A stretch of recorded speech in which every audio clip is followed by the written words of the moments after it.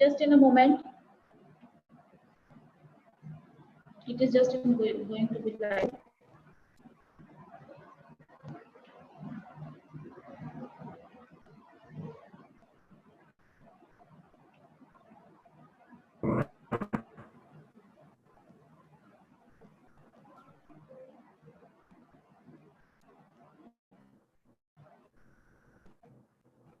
Yeah, live now.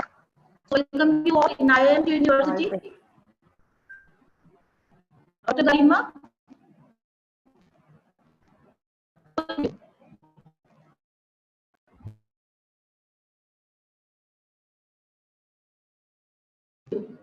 Dr. Garima. Audible? Yeah. Audible, ma'am? Over to you, ma'am. Now meeting is live.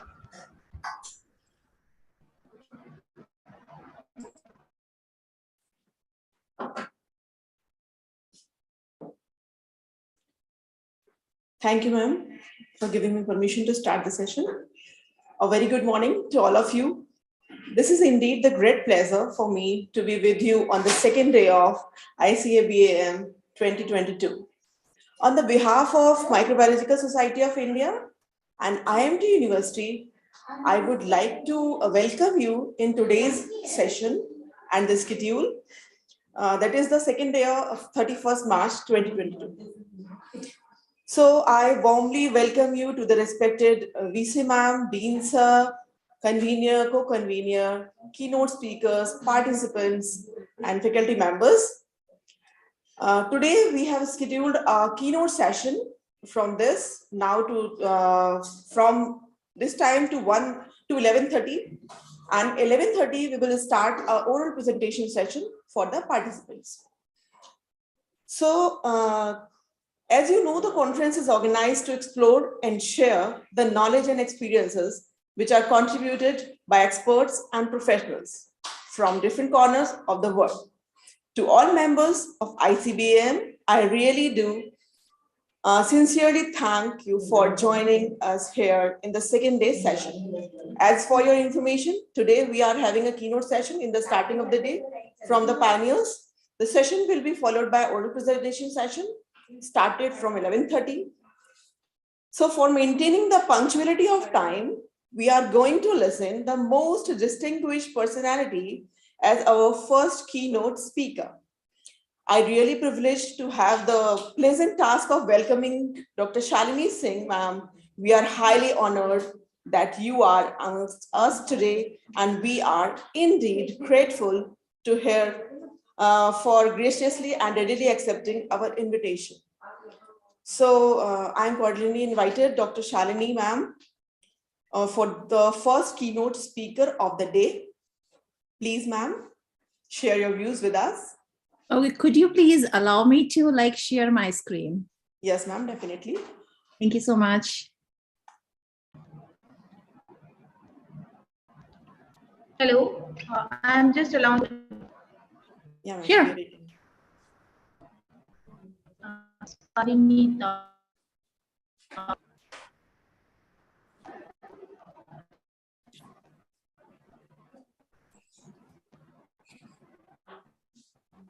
You can. So I'm introducing Dr. Shalini ma'am. Dr. Shalini Singh ma'am, a senior scientist at Biology Works, California, USA. Dr. Shalini earned a PhD degree from Philipps University and Meerut, Germany on protein-protein interactions and characterizing the role of these interactions in the pathogenesis of disease progression. She also pursued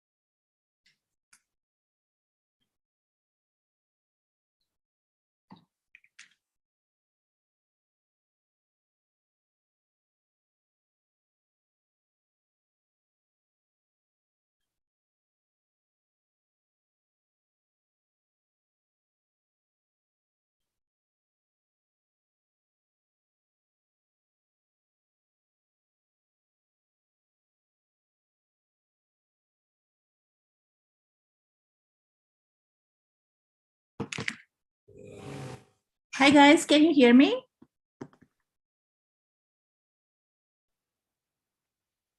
Hello? Yes, ma'am. There is some network issue. Okay. Within 2 minutes, each and every participant will join again. It's okay, no problem. Thank you. Thanks for letting me know.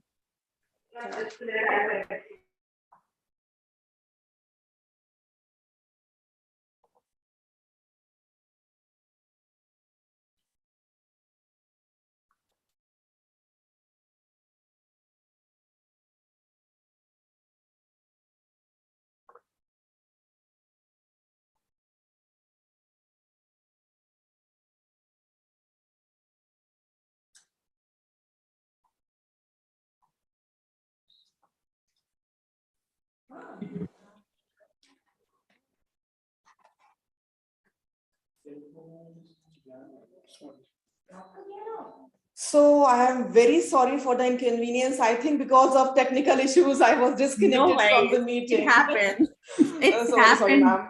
So Don't I'm be again, apologized. I was telling about you. So I'm again starting your intro. That is. So our first keynote speaker, Dr. Shalini ma'am, the senior scientist at Biology Works, California, USA. Dr. Shalini earned a PhD degree from Philipps University in Marburg, Germany, on protein-protein interactions and characterizing the role of these interactions in the pathogenesis of disease progression. She also pursued her postdoc from University of Toronto and mechanism involved in the regulation of calcium cycling and its role in cancer and cardiac disease.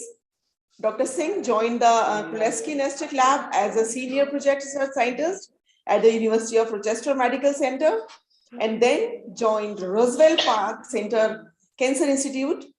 One of her research is also on such an interesting area, that is inexpensive and non-invasive approach, the image, the murine prostate using high-resolution ultrasound. Her research was focused on investigation, the mechanism of androgen deprivation therapy, that is ADT, in models of normal prostate cancer and benign prostate hyperplasia. She's also expertise in early stage development of photoacoustic imaging using targeted molecular imaging agents. Dr. Shalini's innovative research is not enough to summarize here. She is currently working on developing new methodologies for the detection of multiple gene targets on the known device for the detection of other disease such as tuberculosis, streptococcus, and in cancer diagnosis. Her affectionate wish is to develop such medical devices which can be available in affordable prices with professional quality test to the common man or the common people. In today's session, I love to invite such a passionate personality to share her views on the castration-induced prostate regression and cytokines mediate effects of ADT. So, ma'am, again inviting you very for much, sharing your Garima, views. for giving me such a beautiful introduction. And thank you everyone for being here to listening me. And I'm really privileged that you guys are giving me an opportunity to discuss my work here. So today I will try to explain my work in the very simplistic manner. So each and every person, I'm just thinking, this is my take home message, like maybe 60 to 70% people should know what exactly I'm doing and should take the whatever the applications I'm having in this research, and they could use in future in their own development or maybe in the research platform. So basically, I will discuss today about the imaging tools which I actually developed, and also in which way the application we may have and in future, because some of the photoacoustic imaging so far it's not been coming to the clinical setup. So this is very important piece of information which I would like to share with you all. So without like taking more of your time, just let's move to the next slide. So today my seminar will cover following points. So first thing first, I will talk about a little bit about the introduction. So everyone will be on the same page where I'm going. So I will talk about the normal, hyperplastic, and the malignant prostate. Furthermore, as I already mentioned you, I will show some sort of like my imaging tool, which I have actually developed. And so I will give some overview of the published work. Furthermore, I will talk about the photoacoustic lenses and the sensitivity.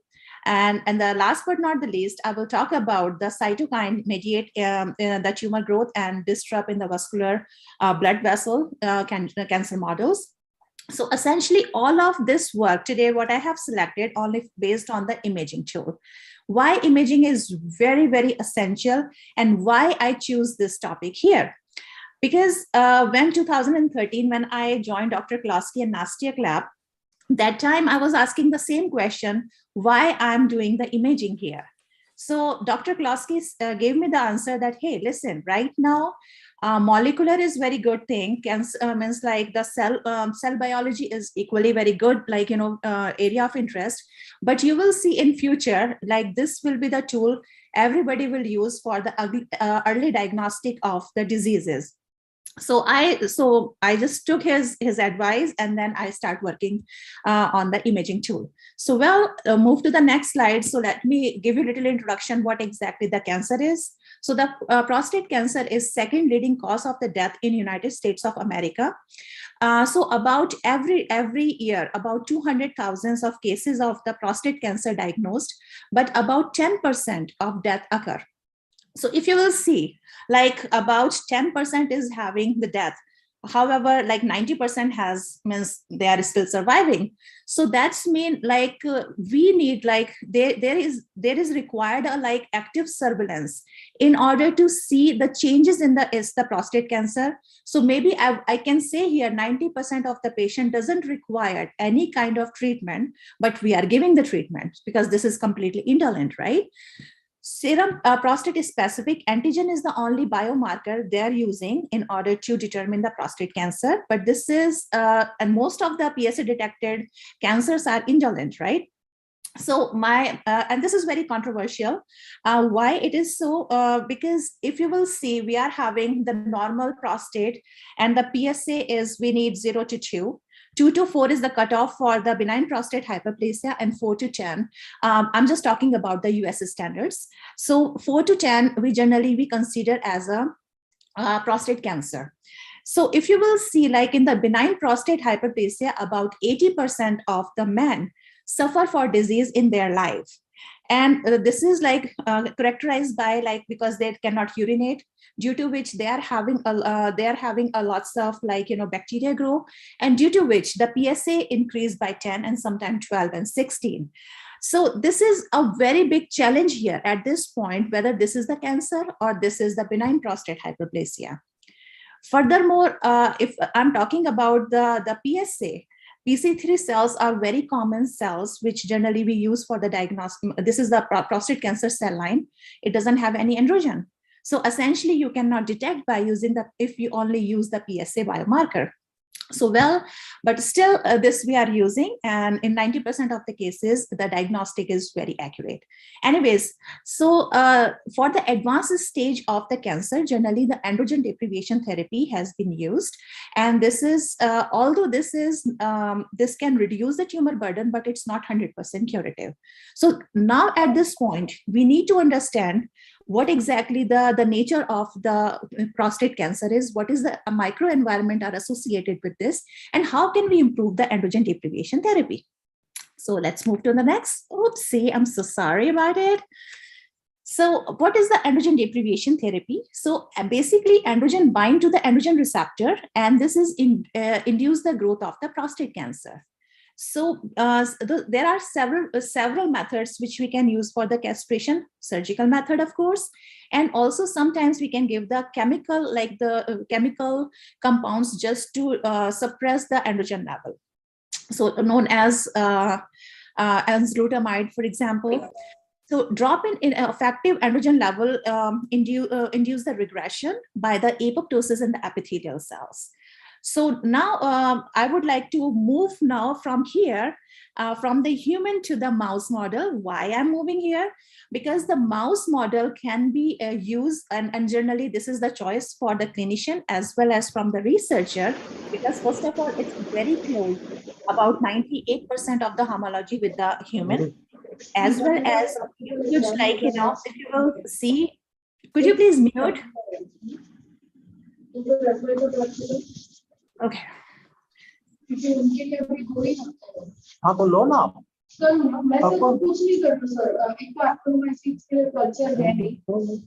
so in the normal gland, basically, ventral prostate is regressed more significantly due to the presence of Just a minute, ma'am. Sorry to interrupt you.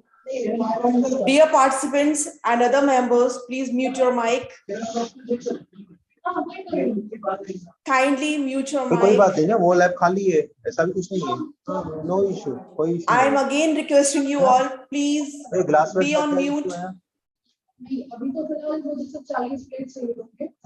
All the participants, please take a note, mute your mic. Otherwise, I will seek for the matter. Thank you, ma'am. Sorry for the interruption because it was That's necessary. fine. कितने आएगा उनका हमारा Okay, no worries. Okay, so basically now I'm talking about the mouse model because a mouse is very हाँ तो close to ठीक है the ना, human in साढ़े terms नौ of पौने दस तक लेना, the पौने दस morphology तक क्या फर्क पड़ता है, बाद as में तो बची है। and also it can be अपना very घर का ही है, easy बिठा लीजिए, आपको क्या फर्क पड़ता है, 10 या 10:30 के अंदर क्या फर्क पड़ता है। Dr. कोई Sunil, बोलने वाला है। when we are doing the androgen. I'm sorry, what? Dr. Sunil, please mute. Dr. Sunil, mute yourself. Hello. Hello. Yeah. Hello. Hello. Dr. Shalini. Yes. Hello. Am I audible? Yeah. Can you Yeah. hear me? Yeah. Very well. Okay. Ma'am, yeah, actually you are host now. So you have all the rights to mute or unmute anyone. Okay, ma'am. Right now I am facing some technical issue. Very soon I am coming back with all the. All right. So you have admin right to mute or unmute anybody. Okay, Okay. ma'am. I have to see in which way I will mute and unmute because I'm not very good in the IT. Anyways. Yes, ma'am. Only for 2 to 3 minutes. I am facing actually some technical issues, some internet issues is over here. Okay, ma'am. But till now, till then. I think Dr. Sunil has muted now. And do you want me to continue or just I should mute?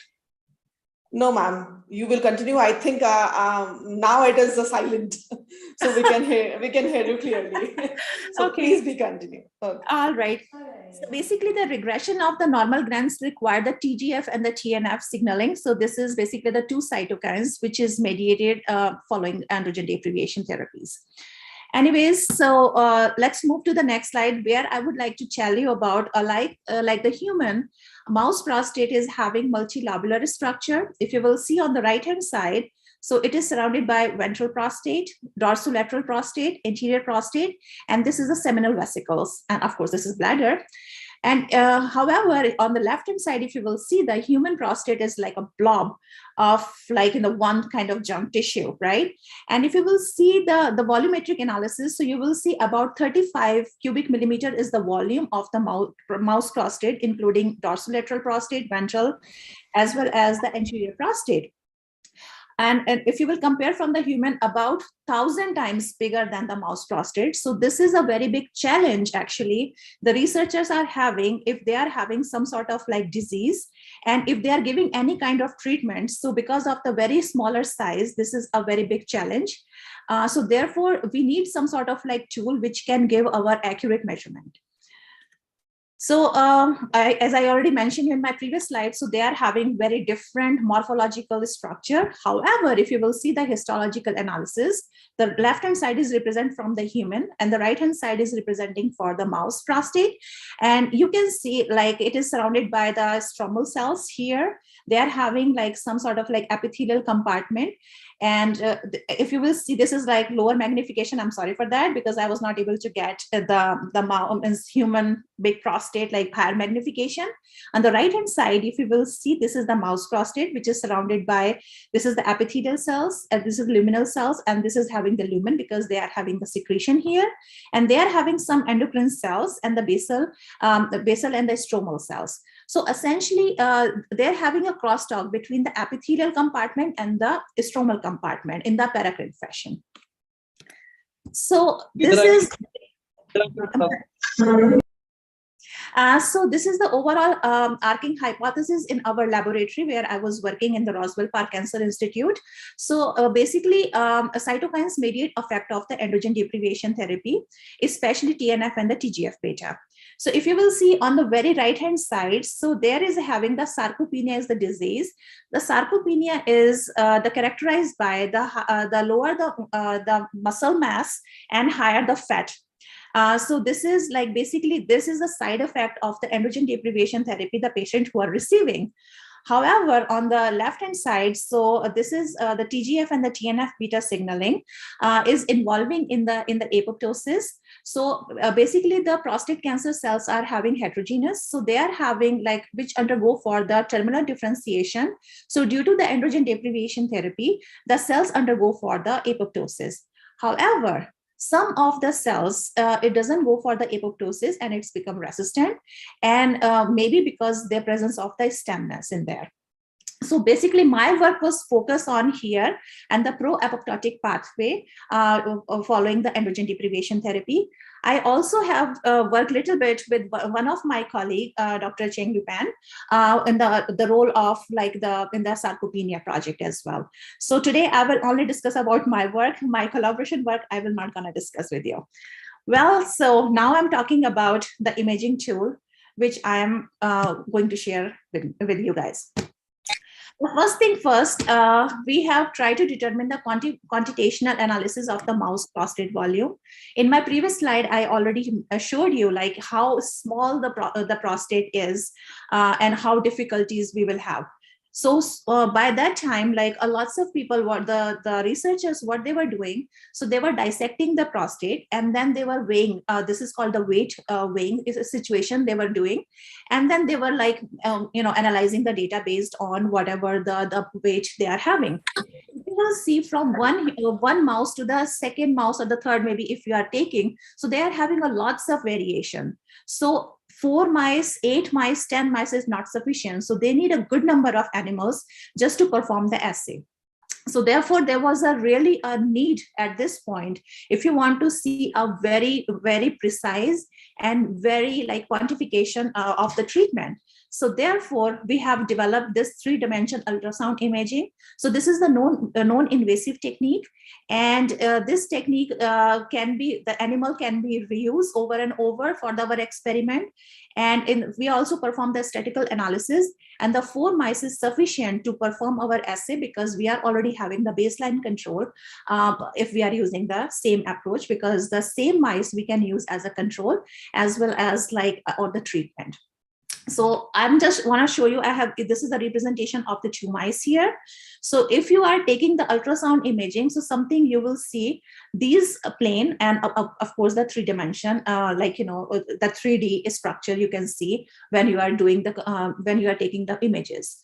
Then we transfer this imaging on the Amera software, and I manually draw the yellow color for the bladder and the green color for the prostate, and then we have computed and determined the prostate analysis. So this is coming in the cubic millimeters. So we have used 4 mice, and there are 4 non-consecutive days we have performed the ultrasound imaging. So here, if you will see on the C, this is the ventral prostate volume, which is determined from 16 to 22 cubic millimeter. You can see the range. And you cannot see maybe the error bar because it is very tight since we have used over and over. And these, importantly, I would like to tell you, they were the mature mouse, 6 to 9 months of the age. So where the prostate is well developed. So if you will see on the B's, the figure B, so you will see a very colorful structure. So this is actually, you will see black and white. So I have used some mock colors in order to show the anatomy in the ultrasound situation. So the yellow color is represent for the bladder. The green color is represent for the ventral prostate. I cannot see something here. So the red color is vas deferens, which is connected to the testes. So the purple is the testes. So this is something like you can see the anatomy in the ultrasound guidelines. So next, let's move to the next slide. So where castration induced the prostate regression. So after doing the measurements, so I just did the castration in the mouse. So this is the surgical castration. And then I did the imaging from the 4th, 7th, 10, and 14 days respectively. If you will see in the mouse ventral prostate volume decreased significantly because, of course, the apoptosis in the cells. And day 14, about 95% of the prostate regress in the response of the castration. In the next slide, I just try to, because this is the androgen dependent. So then we have regrowth the prostate back in the castrated mice by the administration of the DHT. DHT is dihydrotestosterone. And when we have start giving the DHT, so you can see by day 8, about 60% of the prostate it's regained, means it's restored. So this is pretty much about like this was the normal mice, and this is pretty much about our imaging tool. And I said, okay, this is perfectly, it is working very well. Now the question arises, I can be the bias because I was working on this. So how would I be so sure that this is 100%, whatever I'm saying, it's true? So therefore, we have performed the low intra and the inter observer variability. So for that, whatever the data I have collected, so I gave to the third person who completely blinded with the name or the numbers, and just give to the second observer to analyze the data. And then we have to do the correlation, and you can see about 94 to 95 to 99% of the correlation has been observed. So taken together, this data suggested that this is really a very good tool for our future experiments. So now, from now on, my formal lab is adopting ultrasound imaging as a tool in their laboratory. So now the question arises, so here till we have done the normal mouse, now we are talking about the hyperplastic mouse model. For the hyperplastic mouse model is like in the Sweden in 2003, there was a scientist who developed this model by the overexpression of prolactin in the presence of the probation promoter, and due to which they are having the BPH-like phenotype. So I received these mice from them. And this is only the 2 mice I have shown here, and you can see a significant increase in the prostate volume from 16 weeks to 32 weeks.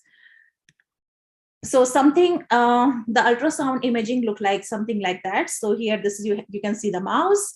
This is like, you know, just you put the this is the stage, and this is your probe, and this is a gel, and then you can generally you can do the ultrasound imaging and capture the imaging. So now there is another benefit. What I'm having in the ultrasound imaging is, so if you have to generate the tumor orthotopically tumor model, so you don't have to do the dissection or and you don't have to just inject the cells, and then you don't have to do the surgery. So under the under the ultrasound guidelines, you can directly put the needle in there and just insert the cells, and then make the orthotopic mouse model. So I will show you in my next movie if I can able to play here. So this is very fascinating. Let's move to the next slide. Alrighty. So this is the needle is coming like here, and you will see the cells here. Once more. Perfect. So taken together, this data is suggesting, okay, this ultrasound imaging tool is the best fit for our laboratory. And then we published this paper in 2015.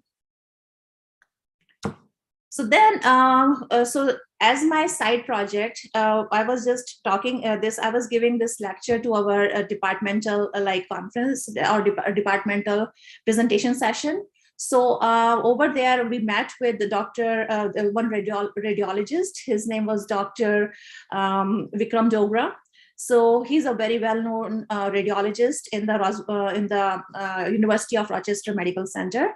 So in the collaboration with his group, so we use develop the photoacoustic imaging tool for the early detection of the prostate cancer. The advantage of this early detection of the photoacoustic imaging, it's first of all, it did not reach to the clinical setting yet. If we can diagnose the early diagnosis for the prostate cancer, so the mortality rate will be, of course, we will decrease the mortality rate. Healthcare benefits because we can decrease the cost of the healthcare. the lower income group will also get the benefit out of it, and there must not have any side effect, or maybe very less side effect. So little bit in which way actually this photoacoustic imaging is working. So this is basically, this is the signals generally generated by the 3 different steps. Number 1, you are flashing the light here, and this is your cells. So the object is absorbing the light.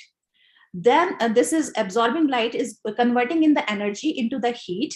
So here we are using the water or some media just to compensating the heat. Otherwise, this will damage the tissue or maybe burn the tissue. And then here, after the generating the heat, it will cause some acoustic pressure. It will rise, and due to which here we will have some sort of like sensor and the lens. And then all signals will be corrected here and then go to the sensor. And then after that, you can detect by using the detector.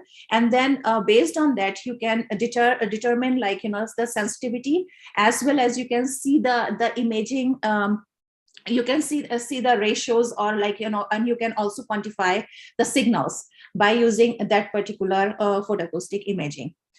So this was like they already have, and this is they already have this system. So I wanted to check the feasibility of that system, whether this is feasible for doing the in vitro work. So then for that, so the first step like has to selection of the TMIA. So TMI is like the targeted molecular imaging agent we have to select. So for that, they use 5 dyes. Why they have a selection of this dye? They are having the range 500 to the 800 wavelength. So why we have selected the very high wavelength? Because we have to introduce this one in the clinical setup, and our hemoglobin is having certain wavelength. So it can eliminate our our heme signals, as well as like fat and the salt signals. So here, after doing that many experiments, so they have observed the photoacoustic signal was getting IR 800 CW dye was giving the best result. Then we have performed like also we have tried to determine like the photoacoustic signals in the different wavelength by using the IR 800 CW dye, but we have only get the 765 nm the best signals.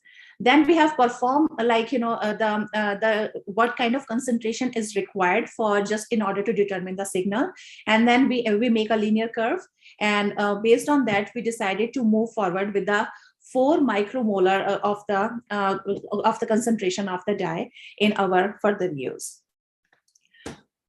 So then I have just tried to determine the quantitative assessment of this dye, which we have already used. So I have used 2 cell line here in order to determine the photoacoustic imaging signal.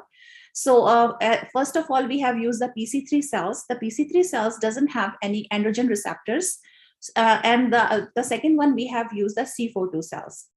About 90% of the prostate cancer cases, PSMA, this is a prostate specific membrane antigen is present. So this can be set as a good biomarker. So therefore, we have used the PSMA specific aptamer we have ordered from the GeneLink, and also with the coupled with IR dye 800 CW. So on the left-hand side, if you will see here, this is the fluorescent microscopy we have done. And based on that, we have determined some signals. The PC3 looks clean because since they don't have any signals in there. And the C42 cells, since this is having the PSMA positive cells, were able to detect the signals. We quantify the signals, and compared to the PC3, we found like 3-fold increase. The same kind of like signals the photoacoustic imaging has given from compared to the PC3 to the C42 about 2.5-fold increase. So taken together, this data suggested, okay, this is the very promising results we have. Then we met with one of our scientists in the RIT. So he was the chemist. And then one time he just came to our lab and say, hey, I can generate a better the dye for you guys. So they are having double affinity. So I don't know much more detail, but only I know that it's bind the 2 sides of the PSMA because they are having more chemistry involved in there. And due to which in the fluorescent microscopy, I have seen about 30-fold increase compared to the PC3 cells itself, where here I was getting 3-fold, and however here I'm getting 30-fold increase. So this was a very good, like in terms of the fluorescent microscopy, this was giving me very good signals. However, in the photoacoustic imaging, we still did not receive the signal, whatever I have received in the fluorescent microscopy, but still this is giving about 3-fold or 2.5-fold increase in the photoacoustic imaging as well. So this data was very promising. So, and therefore we were very happy. And the first set of experiment is, we can say that, okay, this is very feasible. And very soon this system will come to the clinical setting. For that, Dr. Dogra group on the collaboration with the RIT. So what they are gonna do, they will use this probe and go through the transretinal, and over there they can determine the signals. And from on the top of that, maybe they will use the ultrasound imaging, and then they will make the landmark, and then maybe they would able to detect the signals perfectly. The limitation of this the imaging tool is like, after, that is what my own experience is saying, after 1 centimeter of the depth, the signals become diffuse because they are having a fat, they are having the water. So therefore, like, so we need some sort of like, the tool where we can know how depth our, like, the tumor is, and in which way, how deep we have to go. So far, we are using a lots of like PET scan and MRI, and they're having so many other tools, imaging tools for the detection of the cancer. But nobody is like nobody is give you the quantificational analysis that, okay, that is the real like 1 centimeter depth of the tumor or 2 centimeter of the depth of the tumor, because after certain amount of after the certain depth, the signals become diffuse. So this is the biggest challenge at this point. So we are trying to determine if we can use best, like, like the sensors, and then we can just make the peripheral, like, the shape of the cancer. So this will give us the benefit. So as well said, we already published this paper in 2016 with the collaboration of the radiology department as well as the RIT department. So do you think I can go further, or do you want me to stop here?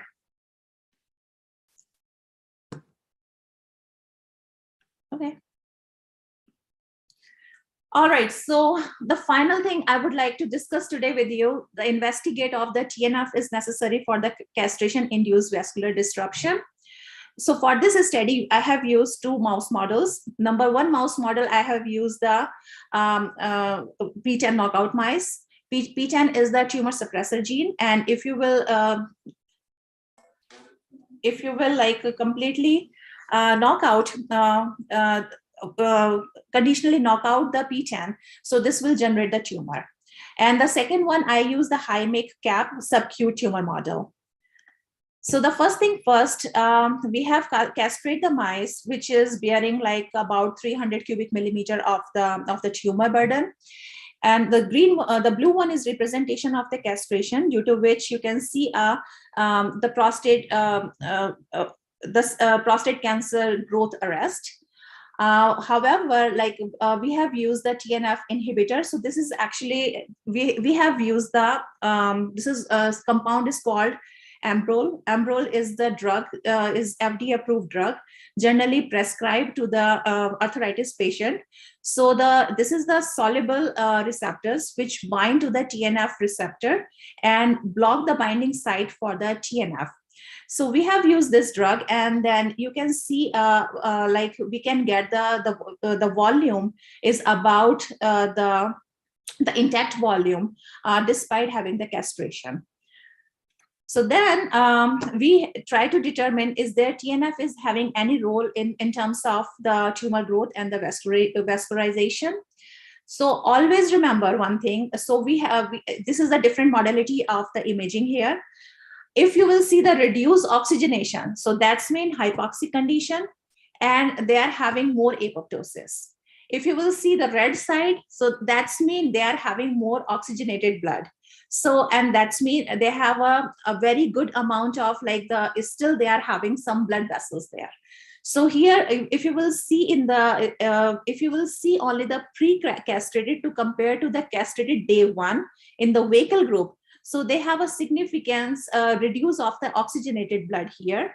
And however, if you will give the pre-castration compared to the inhibitor, you will see it is the less castration. So then I have did like the quantificational analysis, and the same thing it has been drawn on the right hand side in the bar graph, that okay, this is real actually.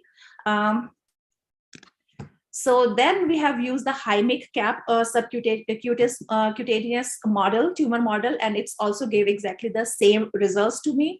Like if you are doing the vehicle and the CXD1, so they are having hypoxic condition, and so they're having the less oxygen in the blood vessels. However, in the Ambrol, you can see the more oxygenated blood was present. So the Doppler imaging is generally, it is the determine of the blood flow, whether this is, if you are having the blood flow, that's mean you are having more vessels. And in the Ambrol treated mice have found the blood vessels.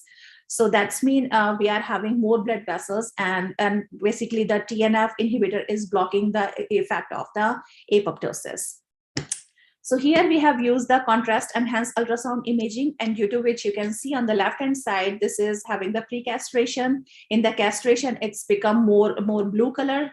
As I already mentioned, this is like hypoxic condition. This is a pre-castration, and the following in the response of the Ambrol, you can see a lots of oxygenated blood. So that's mean taken together, this data suggests that TNF inhibitor is reversing the effect of the apoptosis. So then just to prove our finding or hypothesis, so we have used the immunohistochemistry. So we have used CD31 as the biomarker for the endothelial blood vessels. And you can see in the vehicle in the castration day 1, you cannot see any blood vessels. And however, in the Ambrol group, you can see a significant amount of the blood vessels. So this is the clearly indication that, okay, TNF is playing some role in the apoptosis. So here, this is our proposed mechanism of the TNF regulation for the prostate cancer regression. So this is the intact on the left-hand side before the castration. Following castration, it's the tumor regress. So here, the TNF is elevating, due to which they are having the apoptosis. So the blood vessels are having the leaky effect, due to which they are having the reduced flow of the blood and cause the ischemia and following hypoxia. So probably the P53 signaling pathway associated. We have work in the laboratory, but so far I'm not 100% sure at this point, because it is P53 or some other pathways are also associated. So this work is under like investigation. So I don't want to give the false results here. And due to the hypoxic condition, you can see the necrosis and over there, and then it's following the apoptosis. So here, this P53 pathway, we are still investigating.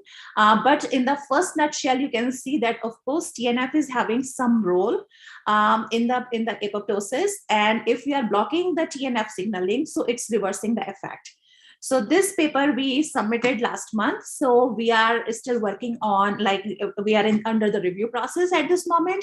So most likely within few weeks, this may come on the PubMed. I'm not sure, maybe 3 weeks. So yeah, this is pretty much about this results.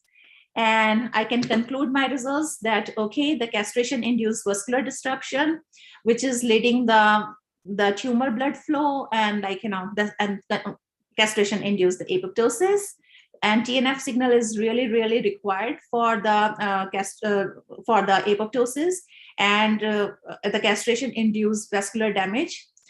Soluble TNF is completely reverse the effect, and these two models are really good model, which is very close to the human prostate cancer.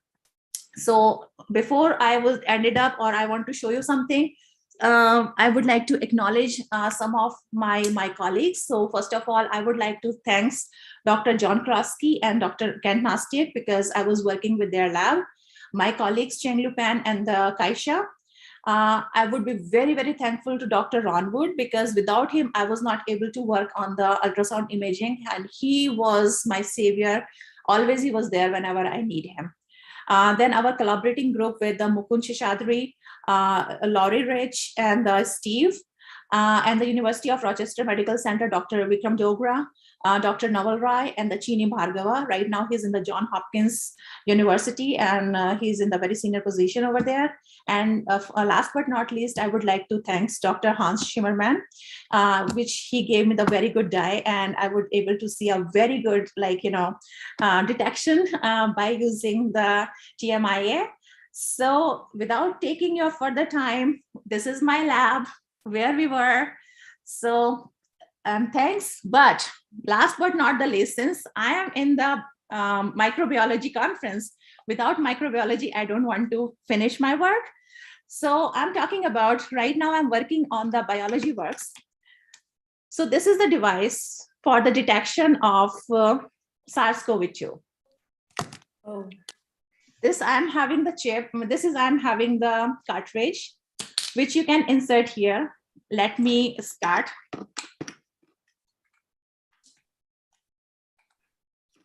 So it will give me some time detecting. Hello. Oh yes, it's working. So this is our, logo.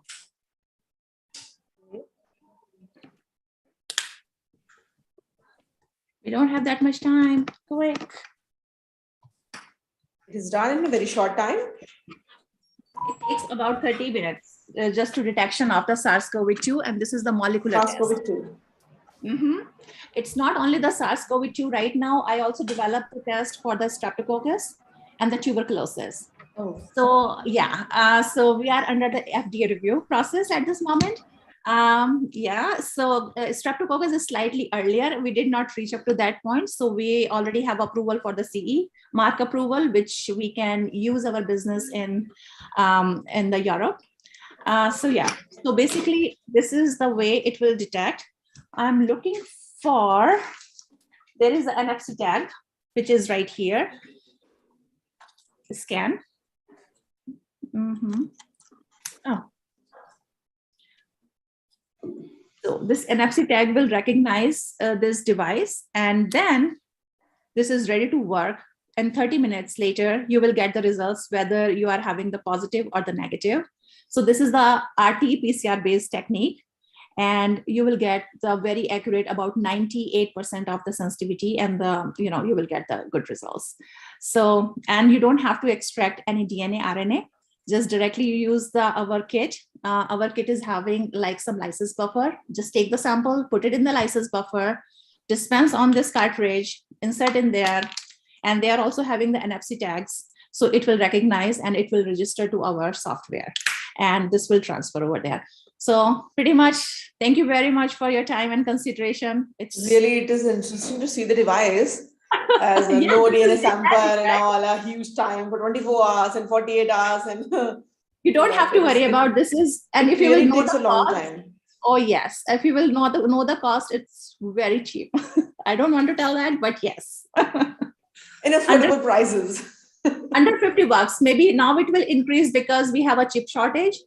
So might be like maybe $60 or 65, since we are getting the Gate Foundation. So we are getting money from there.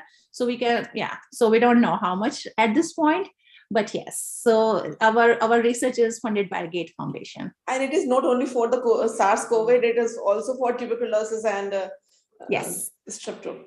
Yes, Streptococcus category. Yeah. If you have any question, I'm ready to take the questions. It's a multitasking device. Of course, it is multitasking device. And now I'm thinking easy to carry, affordable prices. Put it in your pocket. So, when I was preparing your intro, then I mentioned that her wish is to make such devices, such a scientific devices, which are in affordable prices to the common man. So one of the example is this. Here it is. So this is the first generation. The second generation will not only one target, maybe multiple target. So we will have a different cartridge. So maybe first of all, we have to use like endogenous control, one disease target, or maybe more than 4 or 5. Let's say right now the problem is in the SARS-CoV-2, you have an influenza A and B.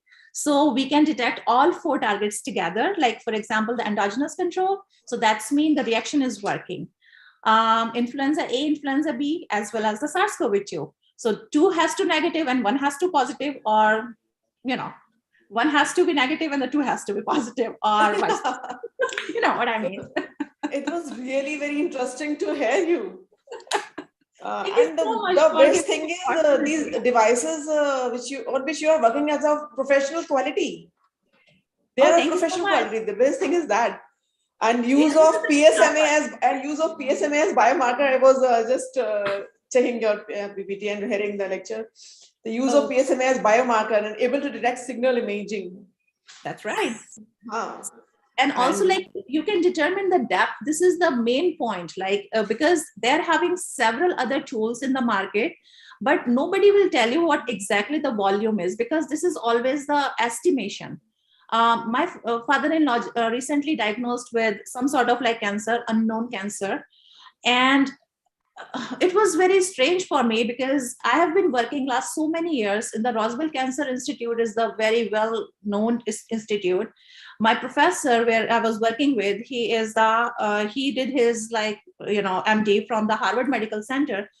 And the PSA first like identified in Roswell Park Cancer Institute in 1970 and get approval in 1977.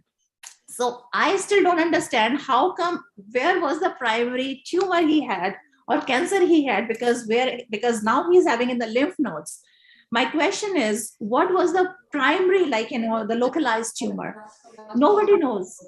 So that is a big challenge. I'm sorry, I'm taking your extra time at this point. Thank you so I'm much. sorry for that. In the meanwhile, I forgot to announce that the topic is open for discussion and query. Please listen, everyone. The topic is open for discussion and query, and I was already discussing all the things. So please, you can all discuss. Guys, question? Any questions? Hello, Dr. Singh. Yes. You have developed this kit.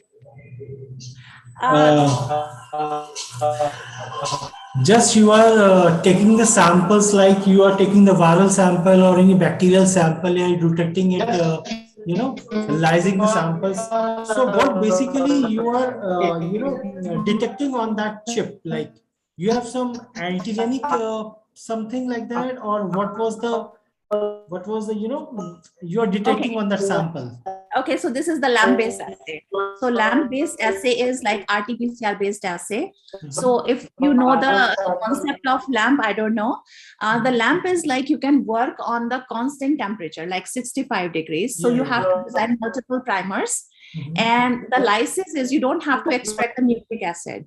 For extraction of the nucleic acid, it's required a lots of like steps, and like you need a very strong technical person. And then of course, then after, like, then you have to make a quality check whether you are already able to for example, you extracted or not. However, by using our kit, so it is containing one lysis buffer. So just take the samples. They are having the instruction. They will provide you the swab. You can go to our website. So you will also see me over there. So you can just take 5 from the one nostril and then 5 from the other nostril, and then dissolve in the lysis buffer. Okay. And just invert the tubes 5 times and then dispense directly on the cartridge. Cartridge is having like some lyophilized material here. Just dispense everything, seal this one, and inject in our device.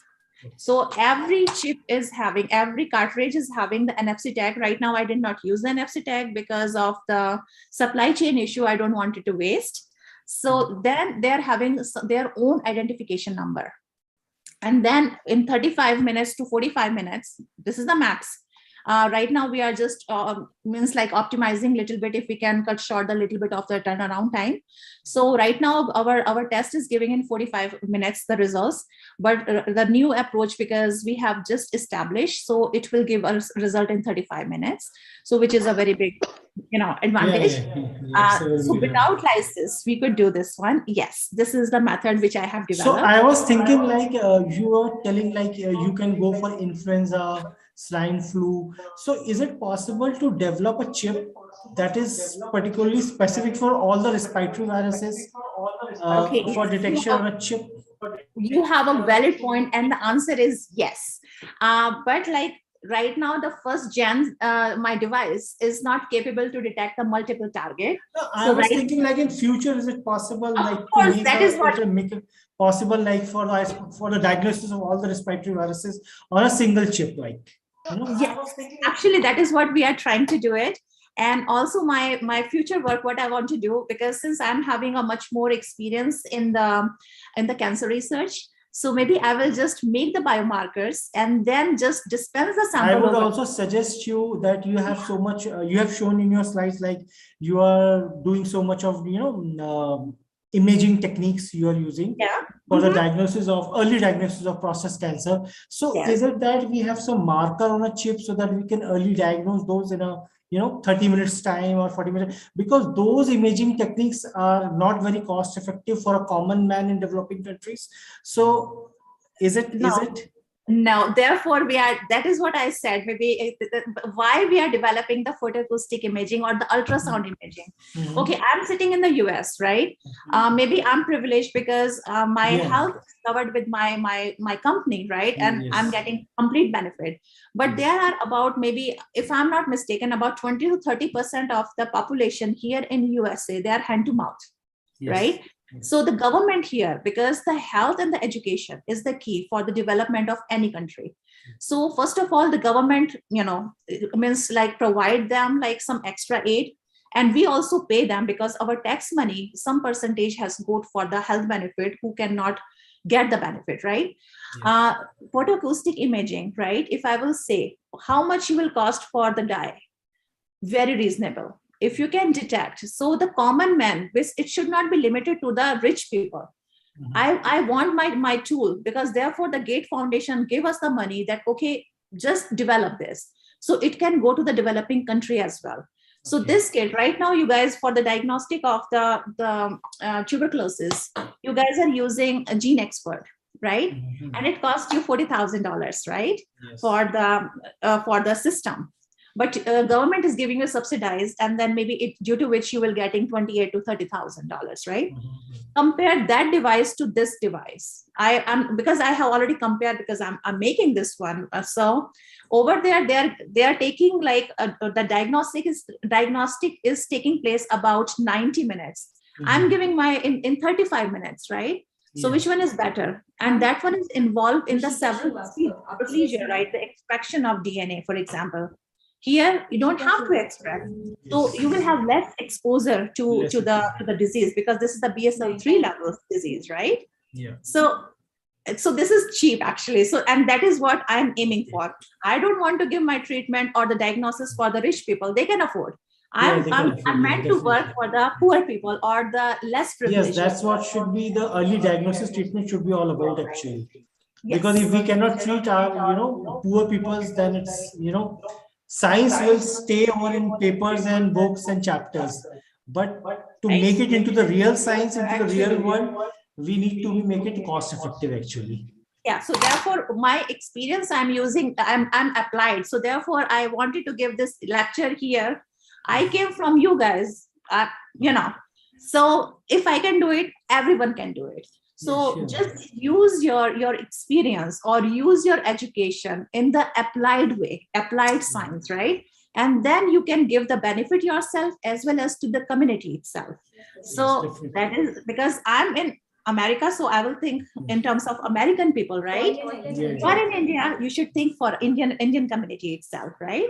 So yeah, so and also like Americans, because like Gate Foundation, they are already giving a lots of like vaccine, HPV vaccine, for example. They are already distributing tuberculosis project. Actually, Gate Foundation asked us to develop this test for the India or for like, this, what is called this, African countries, actually.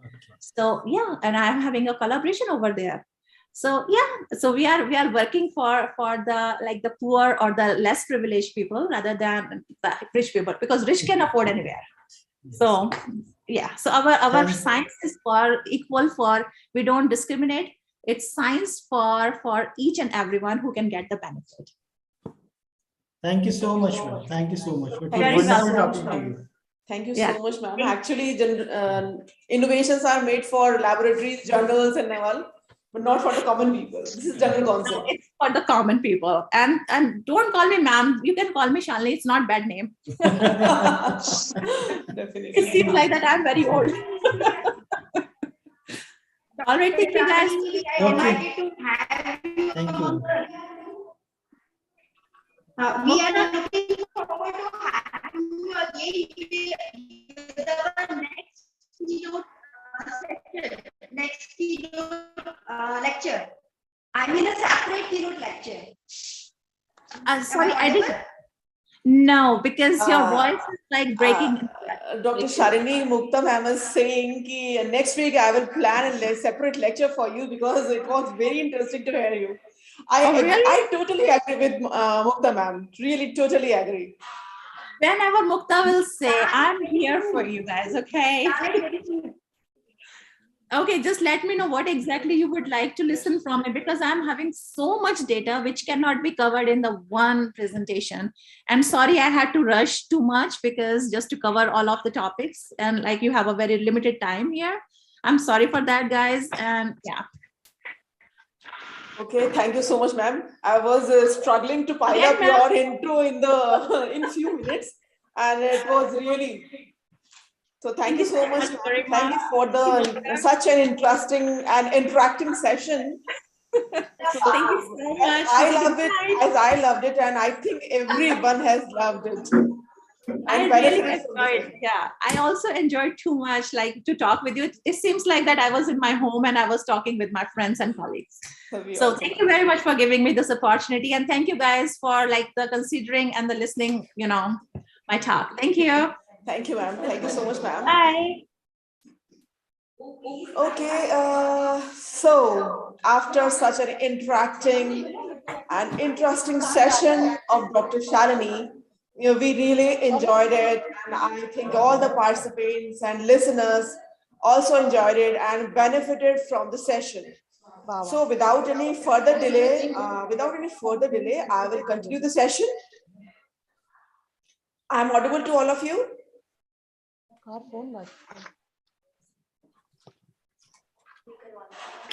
Am I audible to all of you? Yes, ma'am, you are audible. Okay. So without any delay, I will invite another keynote speaker for today, Dr. S. Gokul Shankar. So I think Dr. Gokul Shankar has joined the session just a few minutes ago. Sir, are you there? Yes. Okay. Yes, I'm there. Sir, Dr. Gokul Shankar is our another keynote speaker for today's session. Dr. S. Gokul Shankar is professor in Microbiology department in IIMT, Malaysia. He is doctorate from MS University, Tirunelveli. Sir has lifetime membership of listeners. Please mute your mic. I'm requesting you all, please mute your mic. Listeners, please put your mic on mute. Okay, thank you so much for maintaining decorum. So please be aware that you are on mute mode, please. So I was talking about Dr. Gokul Shankar, who is our next keynote speaker. Dr. S. Gokul Shankar is professor in Microbiology department in IIMT, Malaysia. He is doctorate from MS University, Tirunelveli. Sir has lifetime membership of many societies like Association of Microbiologists of India, Society of Indian Human and Annual Mycologist, Puthagai Extra Innovators Club, 10Ks and Blue Cross Society. Dr. Shankar has got Young Scientist Award in recognition of his outstanding contribution in the field of medicinal plants research by University of Colombo, Sri Lanka. Sir has more than 25 publications in Index Journal. Dr. Gokul Shankar is well known in the field of many startups based researches like substances of cosmetics and personal care products, herbal cosmetic formulations and food supplements. He is expert in the projects related to food, pharmaceuticals, cosmetics, microbiology, and mycology. Sir is principal investigator for FRGS grant, So please accept the invitation for fungi as a neglected pathogen mycosis in the post-COVID scenario, a curtain raiser. As I came to know about the Dr. Gokul Shankar, and I have heard about the topic on which he is going to tell us about his views.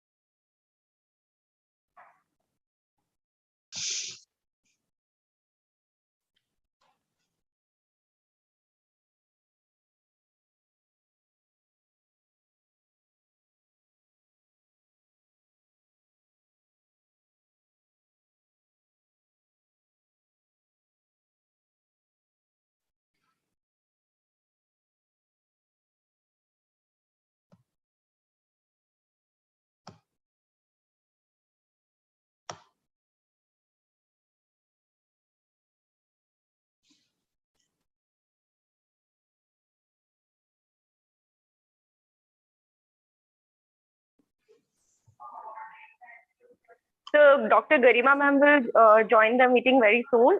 Due to network issue, she's not able to get connected. No problem. Can I continue? Yes, sir. Please, sir. Yeah. Okay. Okay. Warm greetings from Malaysia and to all the delegates and students who are today in this international Sorry conference. for the interruption, sir. Sorry for the interruption, and I was automatically disconnected. So please start your session. Yeah. Thanks. Okay.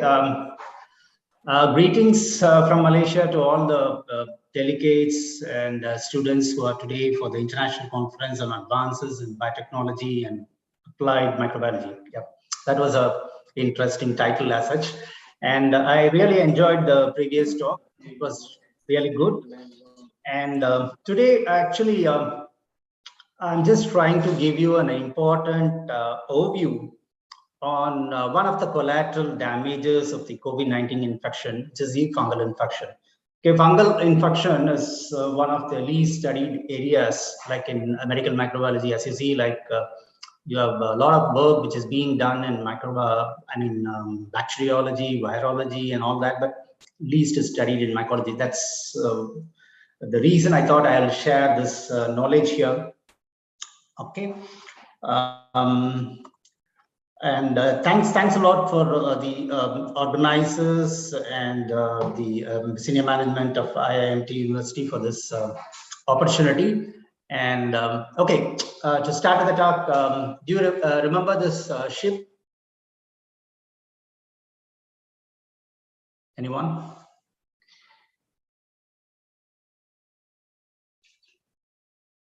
Okay. Anyone wants to come in the chat? Okay. Right. Now, you all remember this ship as Titanic, and then a lot of interesting facts about Titanic to share with you. Like you know, like this is one of the movies which has got just now we finished with the Oscar awards ceremony 2 days back. So this particular movie has got 14 nominations with 11 Oscars and all that. So that's one of the very few movies which had got 11 Oscars. And yeah, a few of the other two movies, it's Lord of the Rings and Ben-Hur. Fine. My question was on like what happened to the ship. All of us know that it hit with an iceberg and it sank. Correct. So what's the speciality of an iceberg? So that was a question. I think most of the students will be in will not be in an interactive mode, I guess. So that's fine. So the the ship actually sank because it hit an iceberg. So what actually the speciality of an iceberg, like usually when I ask my students in the class, they say like it's made of ice, it's huge, it floats in water and so many things. And finally, they'll be coming out with the thought that iceberg is, what you see is just a small part on the outside and a major chunk remains hidden. Okay, so this this is not the iceberg that hit Titanic. What I'm going to talk about is the medical mycology iceberg, where what you see as a percentage of infections, the fungal infections, is just a tip of an iceberg. But what remains to be studied, or what is hidden and what is not reported, is a major chunk.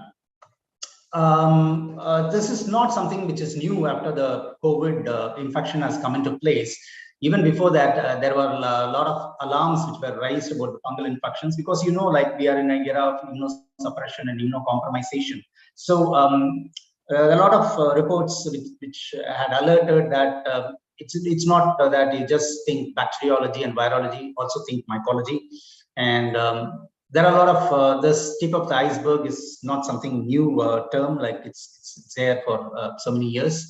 And so different researchers all over the world have been telling us that stop neglecting fungi, because and then it actually came into a big realization when the COVID infections struck us, and there was a big uproar about the black fungus, mucormycosis emergence in India.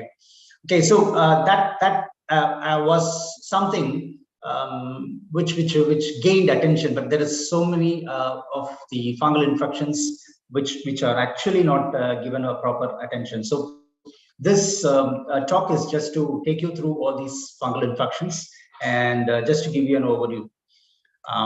Okay, so when we talk of these infections, we call them as opportunistic fungal infections. Most of you know what is opportunistic fungal infections. Okay, these are fungi basically which we encounter on an everyday basis. Means like this is there in the air which we breathe.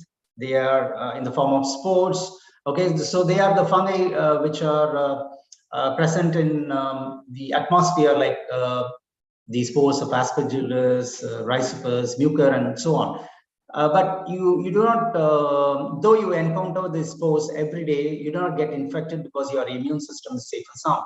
But when you have a weakened immune system, especially people who are immunosuppressed and immunocompromised, then these fungi take this opportunity to strike. So that's why they are called the opportunistic fungal infections.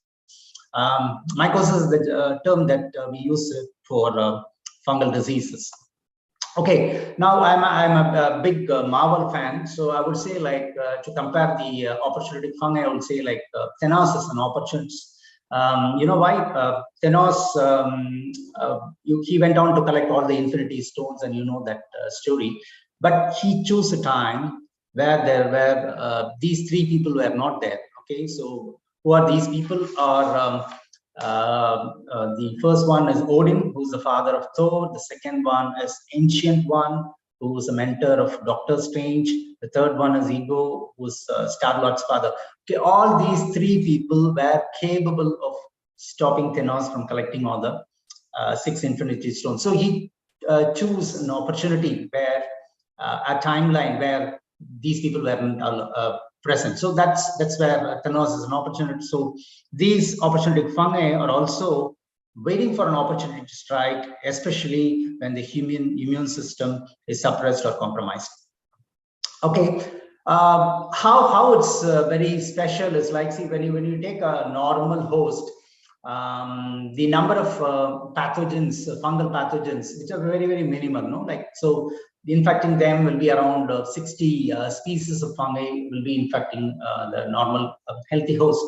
But when a person is immunocompromised, okay, they have estimated like 300 species of fungi can infect. It's not just limited to 300. That's because whatever we have reported, but any species of fungi which is there in the environment, okay, if it has got an opportunity to come into a human host or animal host, then they can cause a infection. So the number is not just 300, it can be even more. So, and where are these opportunity fungi? I told you, like most of these opportunity fungi are saprophytes. Saprophytes meaning living in dead and decaying organic matter in the environment.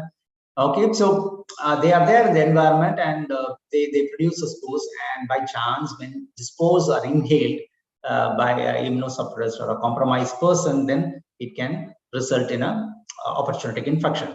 Okay, the other group of organisms are called the endogenous organisms, which are there in your body, something like your commensal flora. Okay, and like most bacteria, you also have some fungi which are commensal organisms, which are endogenous in the body, but they take an opportunity when the normal flora is numbers are down, or when there is some sort of suppression, then they exhibit and then they cause an infection. So if you ask me, like which of these fungi can cause infection, is like it's like A to Z. That's what I told you. Any fungi in the environment can cause an infection. So starting from Aspergillus to Zygomyces, it can cause. So I told you already, I'm a Marvel fan. So starting from Ant-Man to Xeras, okay, you have, if you want to list me all the Marvel characters from A to Z, it can. So right now, what is the trend in which we see this opportunistic mycotic infection? There is an upward trend. And is this upward trend is because of increased clinical awareness, improved diagnostic and laboratory techniques?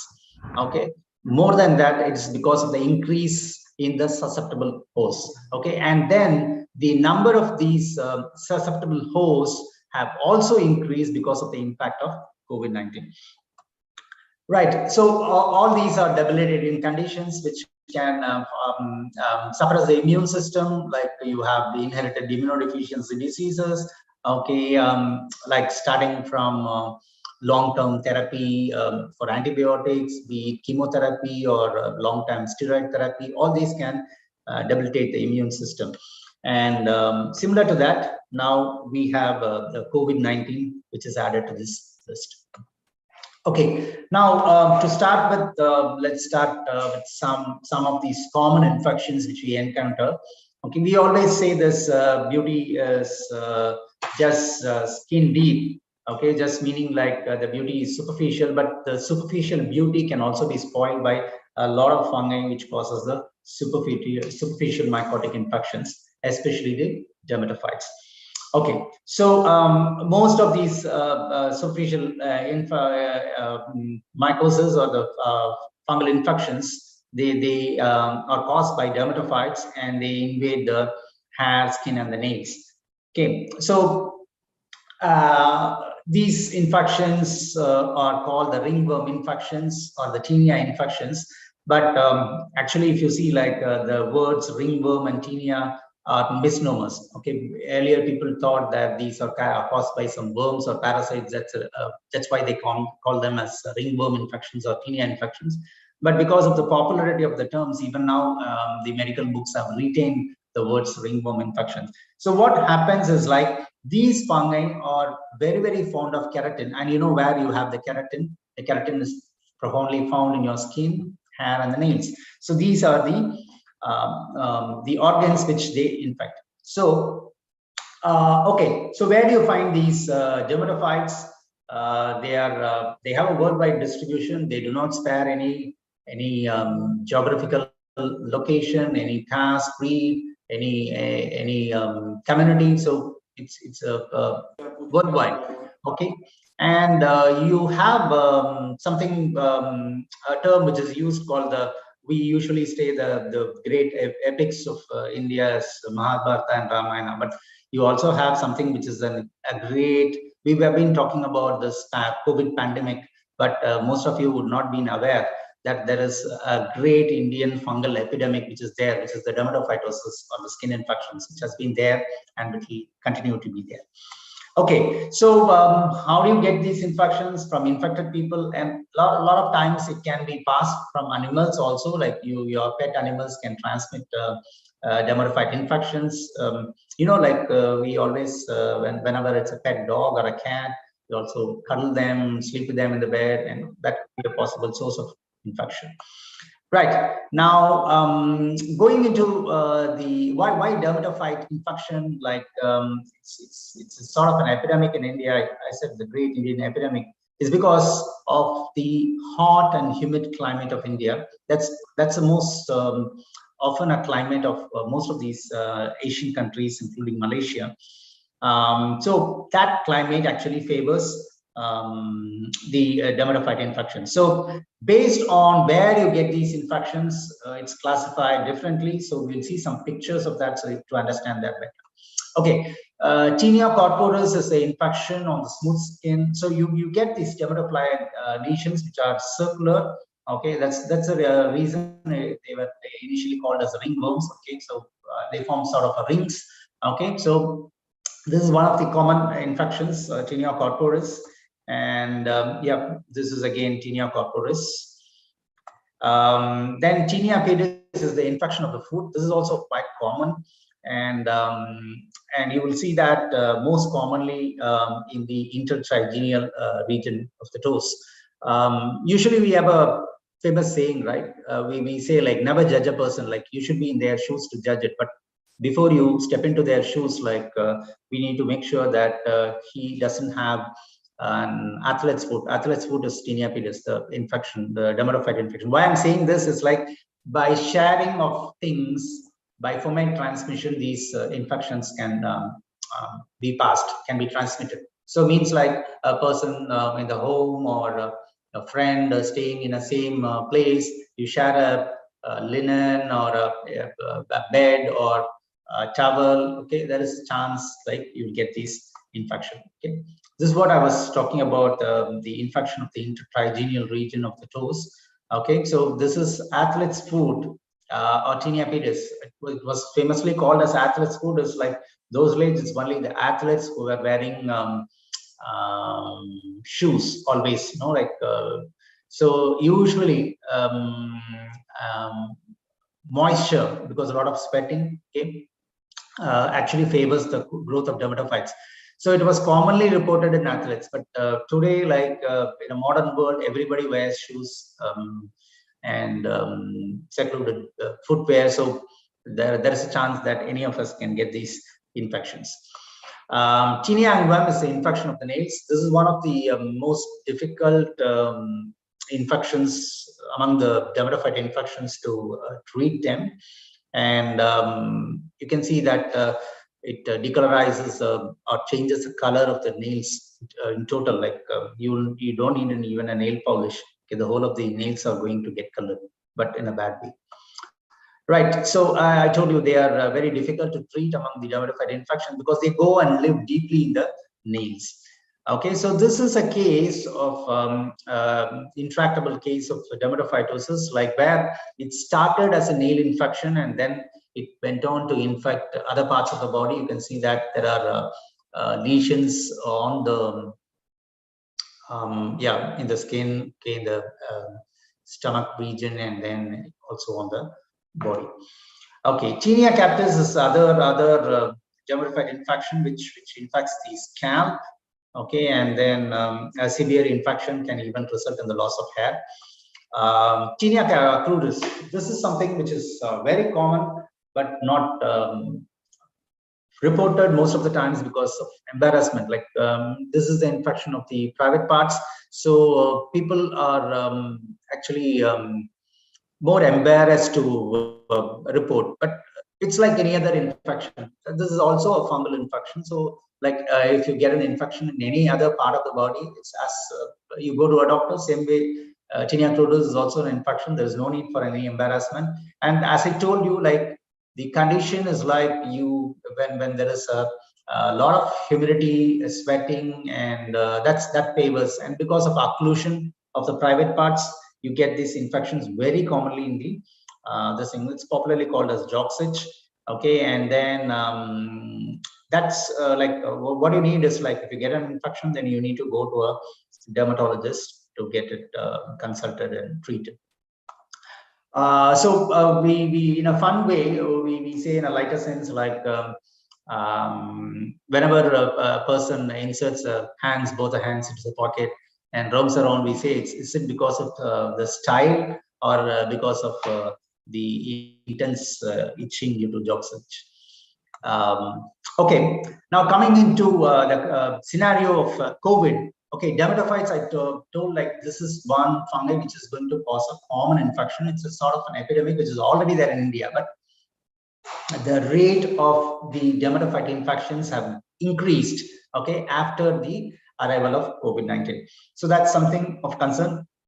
And then it's not only in India, it has come to, it has been reported in another place, but not much of literature is currently available because more focus is on the virus rather than the other infections which are associated with it. So this is the fungal infection again, tinea, which is actually tinea faciae, which is the infection of the face. Now this is named as mask tinea because you keep wearing the mask always, and then it can cause sweating, okay, and that can result in an infection. So there was a study which was done recently, and this one actually says like the importance. This is a study from Milan, okay, which says like the importance of the proper usage of mask, because they found that patients who have been using the same mask, okay, some of them they think no need to change the mask frequently, so I can use a mask indefinitely. Okay, it's not that just using a mask is important, you need to use it properly. So on average, they found that if people have used the mask more than 6 days continuously, okay, and that's a mean usage time, to find that all those patients who are reported with this tinea infections on the face, okay, they had this problem. Okay, so this is a case of tinea corporis. Can you see how severe is the infection all over the body? So you think it's a small infection coming in particular as a lesion, but it can spread to a wider area. So there is this new danger also because of terbinafine resistance. Okay, that's something which is the most common antifungal agent which is used for dermatophytes. So that is a terbinafine resistance among the Trichophyton. So that's one reason for a sort of an epidemic kind of infection in India.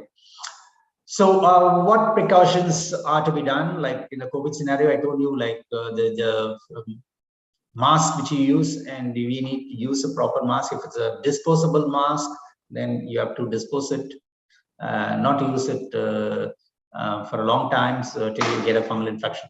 And basically you need to understand, like for countries like especially Asian countries like Malaysia, India and all, the climate is so hot and humid, okay, and then it's not advisable to wear tight-fitting garments like jeans, leggings, jeggings, and all that. No, that's not part of our culture. Okay, what is required is loose cotton garments that suits our environment, our climate. Okay, so that's a way we can avoid these sort of dermatophyte infections.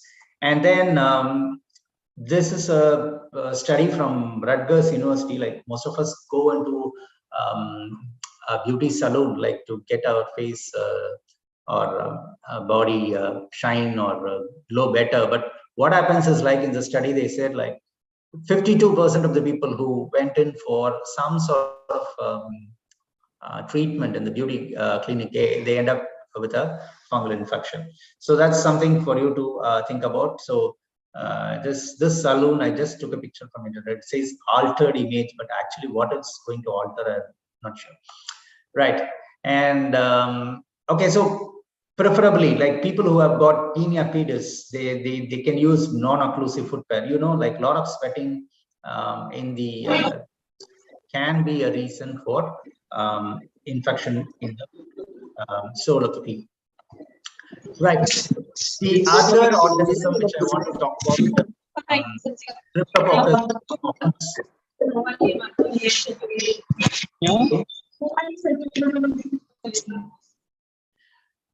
Okay, the other organism. Form भराएगा ना हमने मेरे क्यों नहीं लिया फिर certificate कैसे भेजेंगे Can you please mute everyone? Yeah. ये भी मेरे ही है ना I'm insisting. Please be on mute mode. 25 participant ही है बस इसमें भाग है I'm insisting.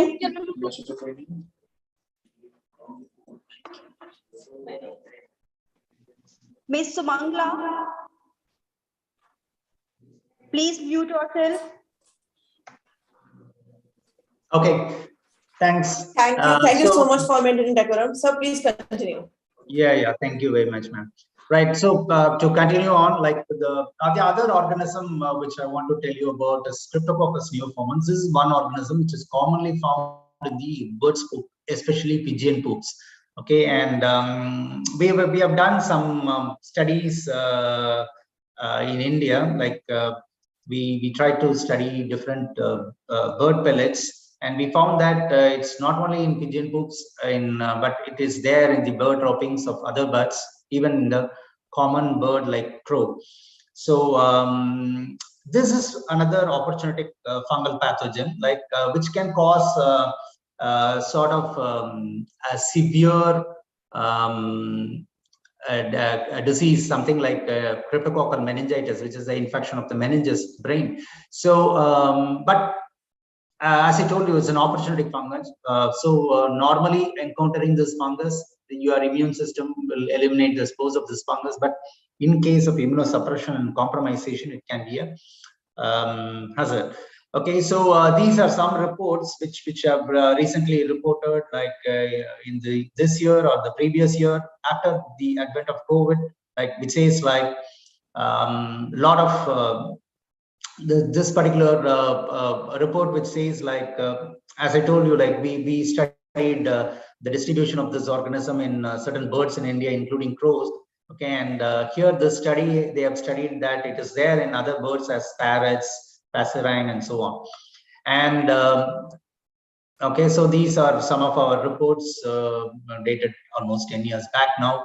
Okay, so it was in newspapers alerting people like the droppings of birds can be fatal for immunosuppressed and immunocompromised patients. Okay, this is an interesting yeast. Okay, Cryptococcus neoformans. It looks like this. Okay, you have a yeast cell surrounded by a capsule. So it's a capsulated yeast. Like you would have studied about a lot about the capsulated bacteria.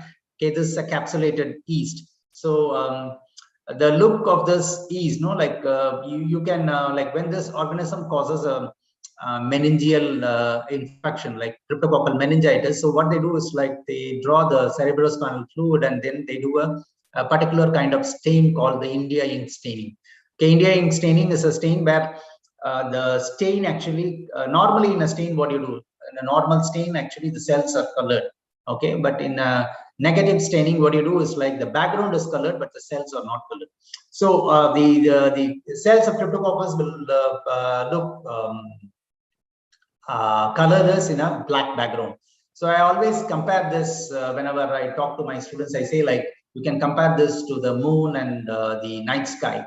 So the background of the stain will be like a night sky and the cells will be like a moon. And so when you see a moon, you see a moon and a halo zone, right? So the halo zone around the moon, the halo zone can be compared to the capsule of the organism.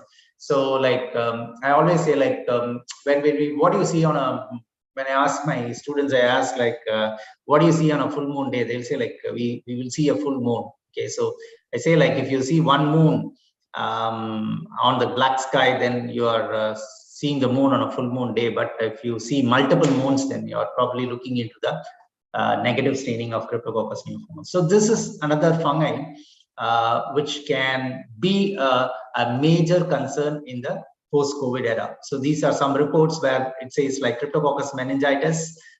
This is meningoencephalitis in a immunocompetent person. So I told you earlier that this is an opportunistic fungus. So means like it should not affect immunocompetent people, but this is post-COVID. Post-COVID, it has been reported that Streptococcus neoformans can also be infective on immunocompetent people. So this is again another report of cryptococcemia in a patient with COVID-19. Okay, this is disseminated Streptococcus. Disseminated in the sense it can disseminate to different organs in the body. Okay, from though primarily they are inhaled as spores and they reach the lungs, it can get disseminated to the different organs of the body and cause a fatal infection. Okay, I was also telling you about normal flora converting itself into a pathogenic flora. So Candida is one organism which is a normal flora of your body, especially in the oral cavity or in a urinogenital tract. This is a common organism which you see, but this can transform into an opportunistic pathogen, okay, when there is a sort of immunosuppression and compromisation, or sometimes because of a prolonged antibiotic treatment also it can happen. So there are a lot of reasons which we have discussed already, like, and even pregnancy can be a reason, like, to get a infection from Candida. Right, so these are some pictures of Candida. But what is worrisome is, like, normally in a we call it as a vicious cycle, where we say, like, whenever there is an infection, what I'm referring is a bacterial infection. What you do is, like, you use a lot of antibiotics. Because of these antibiotics, it wipes out a lot of friendly bacteria. Because the normal flora or the friendly bacteria are wiped up, then you have the normal flora, which is Candida, which increases in numbers. Okay, so that actually can cause a infection, especially in the female genital tract. They can cause vulvovaginal candidiasis. Okay, and another form of candidal infection, which is very prominent in immunocompromised people, is the oral candidiasis, where they cause lesions on the tongue. Okay, you get the white color lesions on the tongue. Don't get confused with the unclean tongue. The normal unclean tongue will also appear white in color, so that is not to be confused with the oral candidiasis. Okay, so half knowledge is dangerous thing. So next time, don't hear this lecture and go back and ask your friend to show the tongue, and then if it is white, then say, like, you may have a oral candidiasis, which is a marker for HIV. Okay, not that. Right, so you will get this sort of creamy white plaque-like lesions on the tongue, which is an indicator that the person is under immunosuppression and compromisation. So this is one of the conditions which is going to tell a person's immune state. So they have also used this as a marker. People reporting with oral candidiasis, okay, they have been asked to do a HIV test, then they may be positive for the HIV test. But this sort of infections are also on a rise because of the COVID-19 infections. So among the Candida, you have a lot of candle species which cause human infections. A lot of them are there. You would have heard about albicans, tropicalis, glabrata, and so on. But Candida auris is one organism which is a sort of a emerging organism which has emerged as a superbug. Normally, you use the word superbug only to denote a bacteria. You don't use it commonly for a fungi, but this term superbug can be exclusively used for this fungi, Candida auris. I'll tell you why. Okay, this is the new global threat, which is going to be. This is a report from CDC, which says, like, the problem with Candida auris is, like, it is multiple drug resistant, similar to your bacteria. Like, you have a lot of multiple drug resistant bacteria. Similar to that, this particular species, Candida auris, is resistant to a lot of antifungals, almost to all available antifungals. And then they can cause outbreaks in the healthcare settings, like how Pseudomonas or MRSA, you would have heard about methicillin resistant Streptococcus aureus. So these organisms cause outbreaks in healthcare settings. Similar to that, Candida auris can also cause an outbreak. But what has happened in the post-COVID era is, like, normally Candida auris will cause infections only in long-term care facilities. But now it has changed that it has started causing infections even in acute care facilities. So that's something of something of major concern in the post-COVID era. And then this organism is also a major problem or a major concern, because some of the common healthcare disinfectants used, like in the hospitals, they do not kill them effectively. They do not kill Candida auris very effectively. And then this organism can also be carried on the patient or the skin of a person who is infected, or even on a normal person, and it can spread to others. So this is one report. I just want to highlight, just to know just tell you that significance of Candida auris as such. This is about a man who was admitted to the Mount Sinai Hospital because of Candida auris infection. He was there for 90 days and he finally died.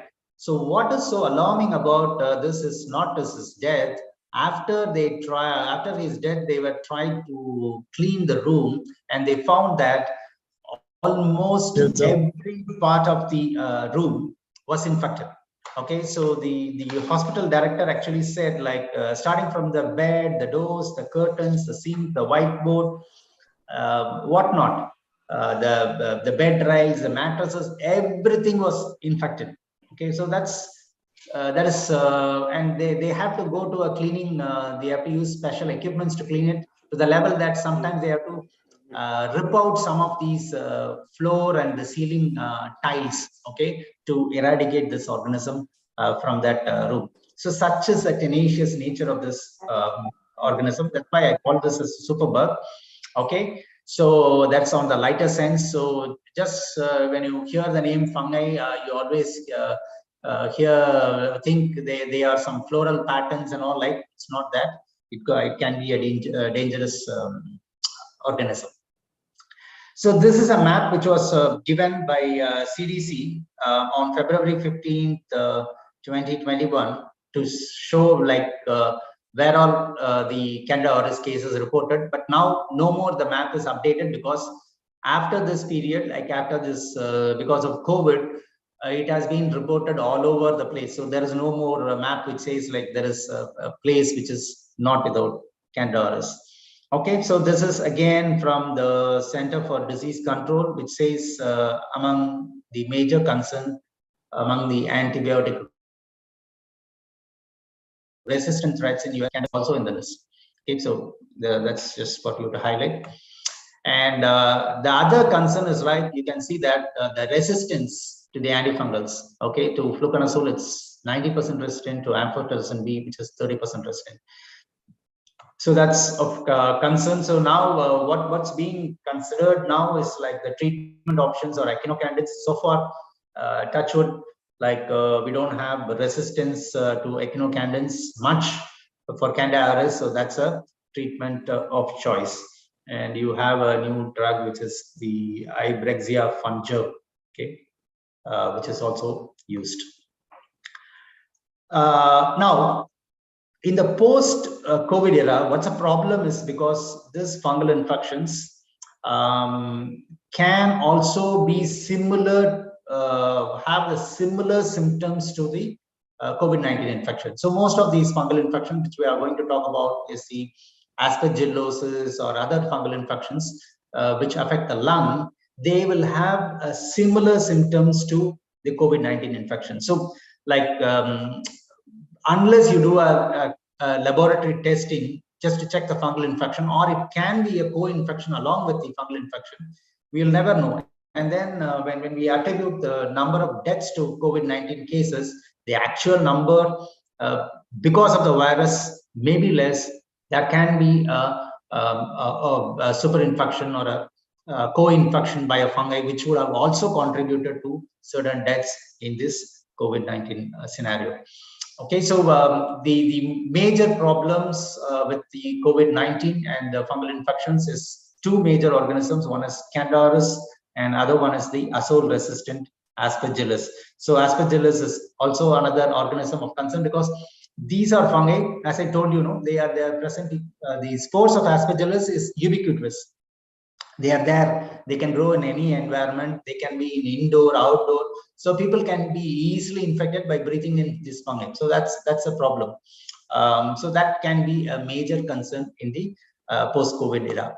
Okay, so and then mucormycosis. That's a lot is being talked about mucormycosis. So I don't want to go in detail about mucormycosis, which is a fungus which had an outbreak in India. The black fungus, it's popularly called. But actually it's a misnomer. Like most of these dematicious fungi are black, so it's a common term. Like black fungus is like media is always want some catchy words, like so they call it black fungus. So when the next infection comes in, they will call it white fungus, green fungus, and all that. Fungus is all the more, they are very colorful. So whatever infection is caused, you can name it with a particular color. Okay, so these why this mucormycosis of a major concern is that I told you, like these are fungi which grow normally. Like see, you keep your bread for 2 or 3 days, you get the fungal growth on that, right? So those are the fungi which are causing these dangerous diseases. Mucor is one of the fungi which can grow on the bread. A normal bread-eating fungus can be a flesh-eating fungus, okay? Especially in the case of the rhinocerebral mucormycosis, which is the major co-infection along with COVID-19 in India. Okay, so this is one of my paper reports analyzing what could be the reason for the emergence of black fungus in India. Okay, and we have a lot of other fungi, but I just want to highlight one more on Penicillium marnifi, which was the previous name. Now it's called Calodomyces marnifi. Okay, and then this is one fungi which is also one of the world's top 10. We have the top 10 movies, top 10 songs, like that. We have one of the top 10 feared fungus. Okay, this is again an opportunistic pathogen which can be a major concern. Okay, so this is how the fungus looks like. Beautiful fungus, and it's a dimorphic fungus. Okay, dimorphic, like it grows in 2 different forms, as a yeast form and a mold form, and produces a sort of pigment, red color pigment. Okay, so this is what I told you, dimorphism. Like Hulk can be in 2 forms, right? He can be as Professor Banner, okay, and he can be the Incredible Hulk. Okay, same way, this fungus can be as a mold form. Then it can also convert into a yeast form, okay, which is at 37 degrees, which is the temperature of a human body. So they can cause infections at 37 degrees. So this dimorphism is exhibited by certain pathogenic fungi, which is sort of a pathogenic adaptation or a parasitic adaptation by these fungi. Okay, this is again a picture of Penicillium marnifi. Okay, so the other organism which I highlighted is Aspergillus, but the risk for Aspergillus is there are a lot of resistant development among Aspergillus, and which is partly because of us, because we use a lot of azole derived fungicides to kill the crop, the fungi which infect the crops. Okay, so and that have led to a lot of resistant development in the Aspergillus, because Aspergillus is already there in the environment. So and that when it infects humans, then it is resistant, because azole is a group of antifungals which we used, which you generally use for fungal treatment. So the resistant development from the environment actually helps a fungi to survive and escape the antifungal action in the human body. Okay, so the improving going ahead for the treatment of the fungal infections, it can be a sort of a 3-way approach. Like if there is a person is immunosuppressed or compromised, he's undergoing a chemotherapy because of cancer or other ailment, then you can start a prophylactic therapy because he's susceptible to fungal infection. So sort of a prophylaxis. Empirical is when you know that they are not responding to any antibacterials, then you think of or antivirals, then you think of empirical therapy, that it can be a fungal infection. Preemptive is like after you diagnose it as a proper fungal infection. So these are the new emerging drugs for fungi. Okay, and immunotherapy is again another area where we combine the interferons and colony stimulating factors along with the fungal therapy, okay, for the treatment. Okay, so in the era of the immunosuppression and compromisation, mycologists have a lot of fungi to to study, and also have a lot of fun studying them. That's it. We come to the end of this session. Okay, I always say, like, in the end game, you know, like who won. But if a host is immunocompromised, usually the fungi that wins. Thank you. Hello. Am I audible? Hello. Am I audible? Yes, yes, ma'am.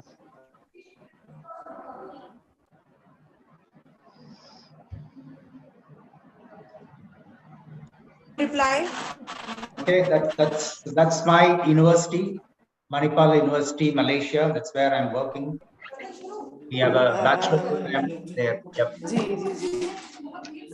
Thank you so much, sir. It was really to hear fun and the fungi.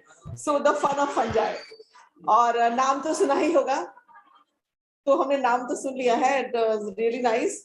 Thank you so much, sir. Now the topic is open for the discussion. As I was very surprised to see that after COVID era and post-COVID era, mycosis, black fungus, they were the common words which we can hear in TV, in radios, in neighbor, and everywhere. So it can be a curtain raiser, and it is a curtain raiser presentation. So topic is open. Anyone is there to ask any other question? Okay, so thank you so much, sir.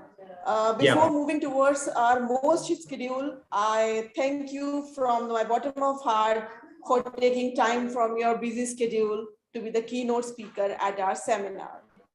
Your presence and wise words help magnifying our cause in the best possible way. With these thankful words, I'm inviting all the presenters in the respective sessions of their themes. So thank you so much, sir. Thank you. See you all. Now, nice to meet you, sir. So the participants today, in the second day, we are also having two sessions, sessions A and session B. Session A include the theme of medical microbiology and immunology. And session B include the theme of nanobiotechnology and bioengineering as a theme 5. Environmental biotechnology and microbiology, that is of theme 7, and predictive microbiology and machine learning in theme 8. So I'm requesting to all the participants, please join the sessions. The link for session A is given by Ms. Pooja in the group, and the link for session B is provided by Dr. Sanjukta, that include the theme 5, 7, and 8. And the link of Ms. Pooja include the theme C, that is medical microbiology. So I'm requesting again, please join your separate links, and the link belongs to your theme. Please join it immediately as the session is starting.